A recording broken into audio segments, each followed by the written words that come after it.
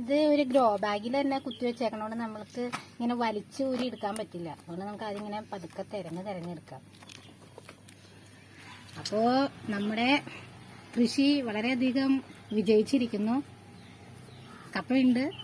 അത് എത്ര വലിപ്പമുണ്ടെന്നുള്ളത് നമുക്കിപ്പോൾ ഒന്ന് പറിച്ചെടുത്ത് നോക്കാം. അപ്പോൾ സ്ഥലമില്ലാത്തവർ അതോർത്ത് വിഷമിക്കണ്ട. ഇനിയിപ്പോൾ കപ്പ നടാൻ ഒരുപാട് സ്ഥലം വേണം എന്നോർത്ത് വിഷമിക്കരുത്. ഇതേപോലെ ഒരു ഗ്രോ ബാഗ് കിട്ടിക്കഴിഞ്ഞാൽ ചെറിയ കഷ്ണങ്ങളൊന്നും ആക്കണ്ട, വലിയ കമ്പ് തന്നെ അങ്ങോട്ട് നട്ടോളൂ, സാധനം ഉണ്ടാവും.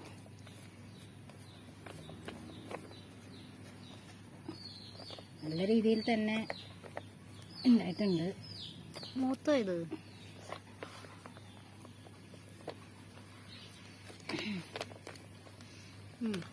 മൂത്തോ?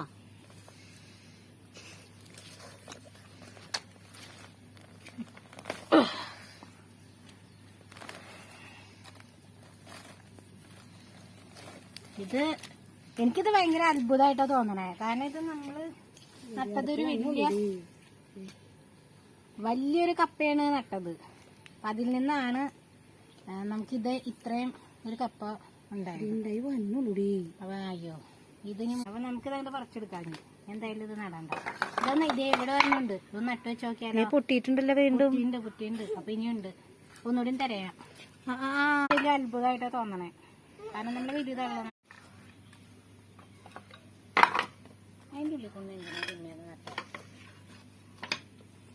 നടാൻ വേണ്ടി ഞാൻ എന്തായിട്ടില്ല. മൂത്തല്ല നോക്കട്ടെ.